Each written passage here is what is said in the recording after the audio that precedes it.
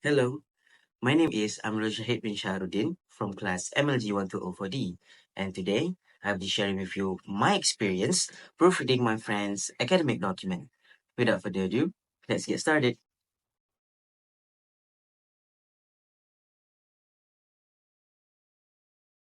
What is proofreading?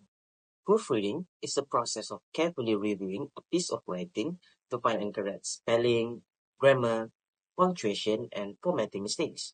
It's usually the final step before submitting or publishing something, and it helps make sure your writing is clear, professional, and error-free. Unlike editing, which may involve rewriting or reorganizing content, proofreading focuses on small, surface-level errors to polish your work.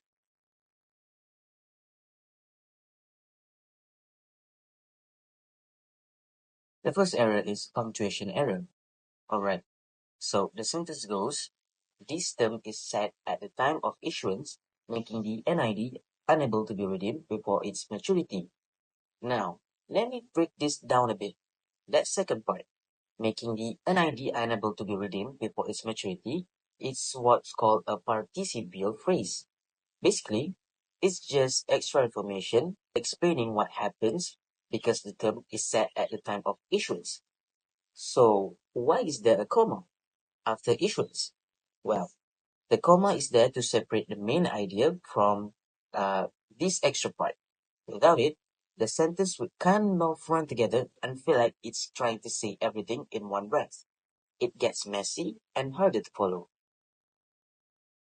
Think of the comma like a little pause, like you're saying, okay, here's the main point, and now here's the result of that. Uh, I'll give you a quick example to help show what I mean. With a comma, she left the room, slamming the door behind her. The main idea is she left. The rest is extra detail about how she did it. Without a comma, she left the room slamming the door behind her. That sounds more awkward, like she was slamming it while walking out, and it doesn't flow as well. So, yeah, in our original sentence, the comma after issuance helps the reader understand the logic better. It's like term is set, which leads to NID can't be redeemed early. It's not just a boring grammar rule, it's actually there to make your sentence easier to read and clearer to understand. Moving on to the next error, which is preposition error. So, while I was proofreading my friend's academic document, I came across this sentence. This gives the investor certainty that the terms agreed upon of the issuance will not change during the investment period. When I read it, something didn't sit right with me, especially that part, terms agreed upon of the issuance. It just sounded kind of awkward and hard to follow. That's when I realized the problem. The word of didn't really belong there. It made the sentence feel clunky, like the structure wasn't flowing properly. So, I suggested changing off to for instead. Now it reads the terms agreed upon for the issuance. The terms agreed upon for the issuance. And that small change actually made a big difference. Here's why. Saying of the issuance right after agreed upon just felt like too many prepositions stacked together. But for the issuance sounds smoother and more natural. It clearly shows that the terms are connected to that specific issuance. So the meaning is much clearer. Plus, it just sounds more polished and professional, especially in an academic setting. So the full corrected sentence becomes, this gives the investor certainty that the terms agreed upon for the issuance will not change during the investment period. Simple tweak, but it really cleaned up the sentence. Moving on to the subject-verb agreement errors. This competitive return can attract more investors and helps the bank raise the needed funds.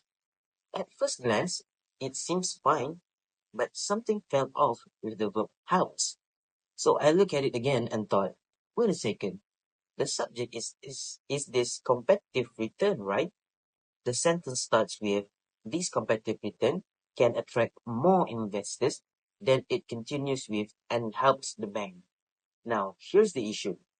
When you say you can attract, you are already using a modal verb, can, which applies to both actions that follow. So to keep it grammatically correct and parallel, the second verb shouldn't be helps. It should just be help without the S. So the corrected sentence is, this competitive return can attract more investors and help the bank raise the needed funds. Here's why. When you are using can, it should be followed by the base form of the verb. So can attract and can help, not can helps. It's a small detail, but it really matters for keeping your grammar smooth and consistent. So yeah, removing the S from helps was actually the right move, and it made the sentence sounds a lot cleaner. And the last error is omitted copy error. So while I was proofreading, I saw this sentence. This gives advantage of liquidity to investors. Right away, I noticed something was missing. It didn't sound quite right. That's because advantage is a singular countable noun. And when we use nouns like that, we usually need an article in front, like an or the. In this case, we're talking about the specific advantage, which is liquidity. I added the to make it, this gives the advantage of liquidity to investors. This gives the advantage of liquidity to investors. That small change makes the sentence grammatically correct and much clearer. Without the, it just feels like something's missing. So, yeah, adding the wasn't just about grammar rules. It was about making the sentence flow better and sound complete. So, in conclusion, proofreading my parents' academic document helped improve the clarity and quality of their writing. And it also made me more aware of how small edits can make a big difference. So that's all from me. Thank you so much for watching.